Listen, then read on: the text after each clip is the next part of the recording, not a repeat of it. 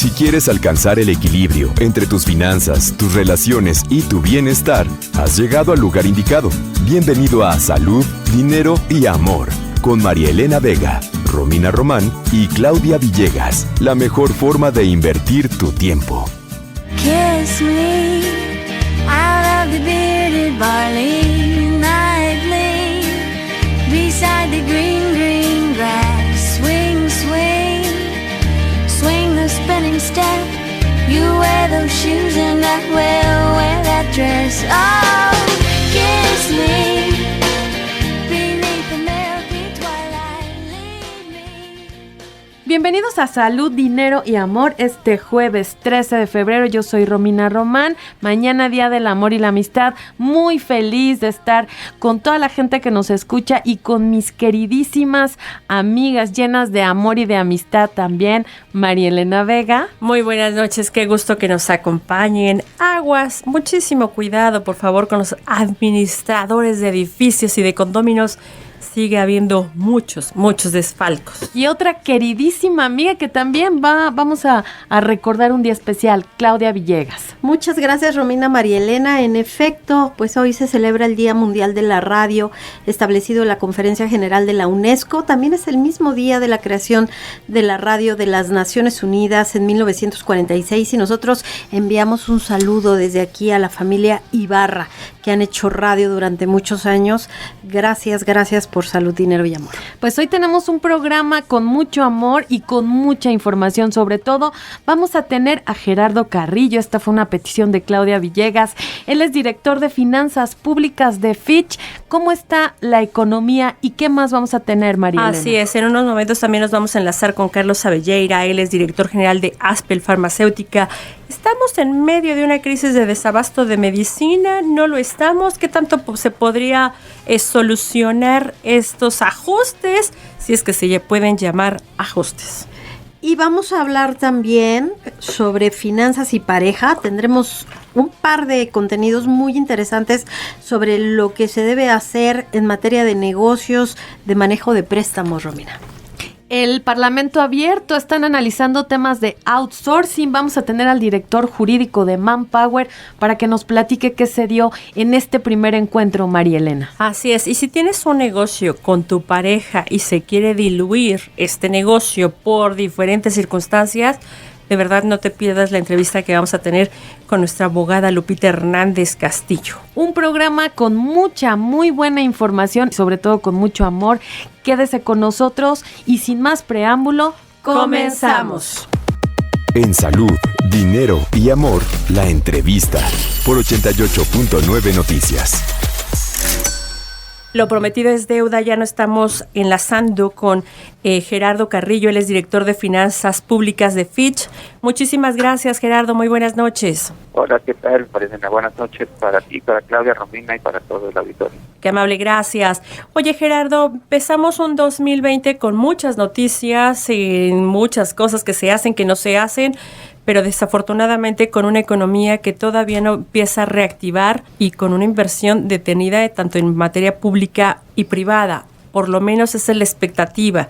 Platícanos tú desde tu perspectiva y por supuesto como especialista en materia, ¿cómo estás viendo este 2020? ¿Cómo lo visualizamos? Sí, claro. Bueno, este 2020 nosotros estimamos una recuperación de la actividad económica ligera. Quizás no vislumbramos que se regrese a los niveles que teníamos de 2%, que si bien eran bajos, bueno, pues no eran tan bajos como los que registramos el año pasado. Estamos estimando para 2020 un crecimiento de la economía de alrededor de 1%, es decir, sí mejor que 2019, pero, insisto, no a los niveles que teníamos anteriormente. Gerardo, buenas noches, te saluda Romina Román. ¿Cómo ves el tema de los estados y municipios? Este crecimiento cero, una disminución en las tasas de interés. Tú eres experto en este tema de estados y municipios. ¿Cómo estás viendo sus finanzas en este momento? Y si hay algún foco que te esté preocupando.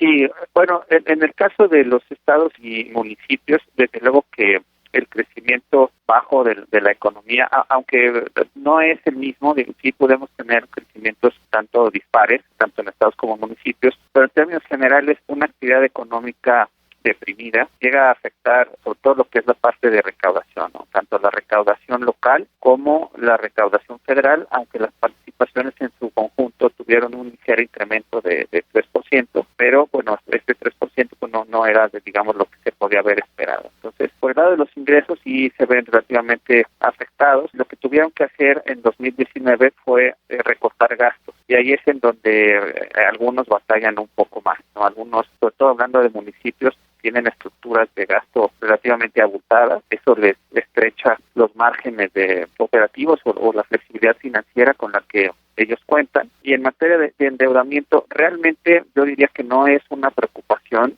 Sí hay algunos casos específicos, sobre todo hablando de algunos estados que tienen endeudamientos relativos más o menos en niveles altos, pero el principal problema quizás viene más por el lado del gasto, ¿no? El lado del gasto, que es el que les estrecha los márgenes de maniobra. Una preocupación grave como tal no vemos en el sector, pero sí diría que estructuralmente los niveles de gasto son más altos de los óptimos, y eso les aprieta la flexibilidad financiera, y aunque en general el nivel de deuda no es muy alto, con menor flexibilidad financiera, pues el riesgo puede verse incrementado. Así es más o menos como vislumbramos el sector para tanto el cierre de 2019 como en 2020. Gracias, Gerardo Carrillo, director de Finanzas Públicas de Fitch Ratings. Gracias, Gerardo, por esta entrevista. Te saluda Claudia Villegas. Y a mí, Gerardo, me gustaría que nos platicaras, tomando en cuenta todo este contexto que nos describes, las finanzas públicas, pues con un equilibrio, todavía un equilibrio, pero ¿ustedes cómo ven el nivel de ajuste o de cambio que podría darse en las calificaciones de deuda soberana, Gerardo?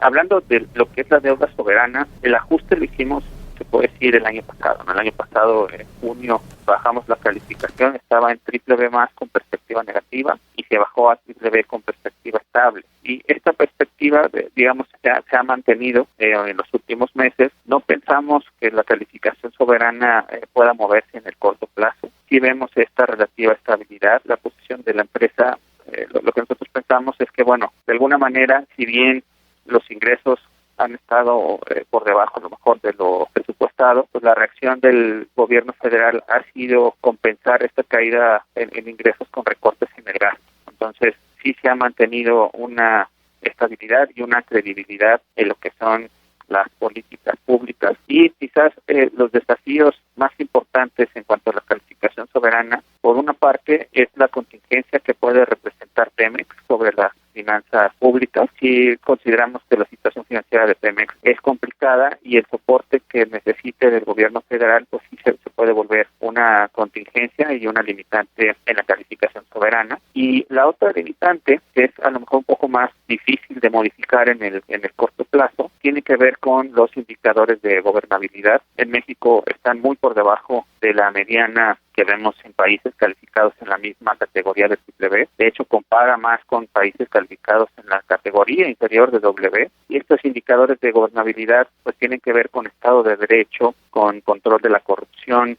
con eficiencia del gobierno, con ausencia de violencia, ese tipo de cuestiones que son muy difíciles de cambiar en un corto plazo, ¿no? Entonces, esas son las principales limitantes de la calificación soberana que vemos actualmente. Muchísimas gracias, Gerardo.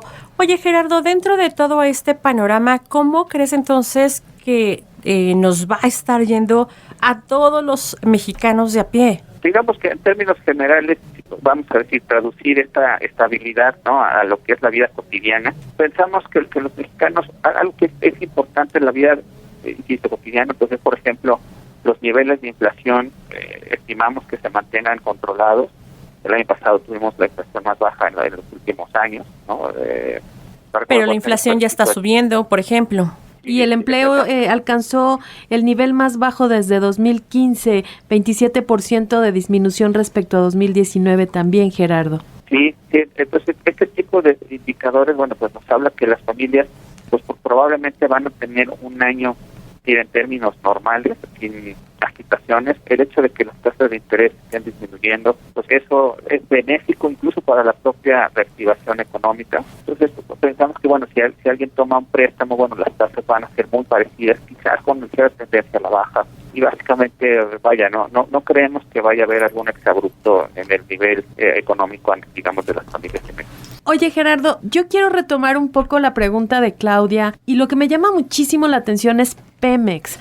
¿Qué va a pasar con Pemex? No sale de terapia intensiva, no puede resolver sus problemas financieros y además son temas muy, muy de estructura, muy de raíz. ¿Qué estarías viendo con Pemex? Bueno, lo que he escuchado que comentan mis colegas que están en el área corporativa, de finanzas corporativas, es que Pemex tiene dos desafíos. El primero es el alto nivel de endeudamiento con el que cuenta.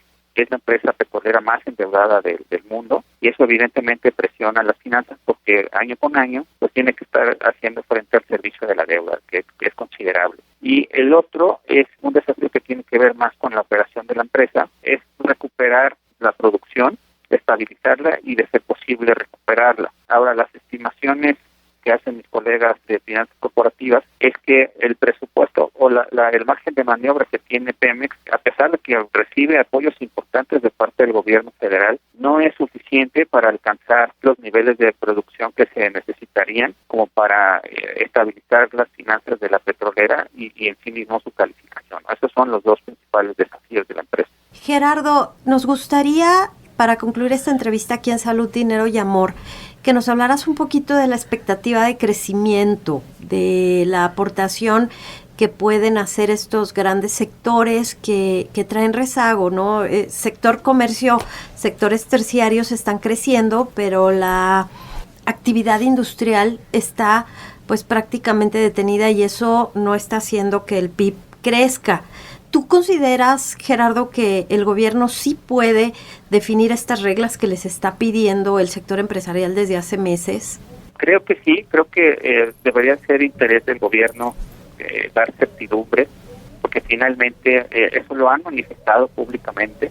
Quizás a lo mejor les ha faltado un poco plasmarlo en políticas públicas claras que den esta certidumbre que el sector privado requiere, precisamente para hacer inversiones de largo plazo. Entonces, entendemos que sí, que el gobierno tiene la disposición de trabajar de la mano con el sector privado, y el sector privado lo que está requiriendo es certidumbre, es tener reglas claras, es tener regulaciones que les permitan tener la confianza de que sus inversiones en México estarán seguras.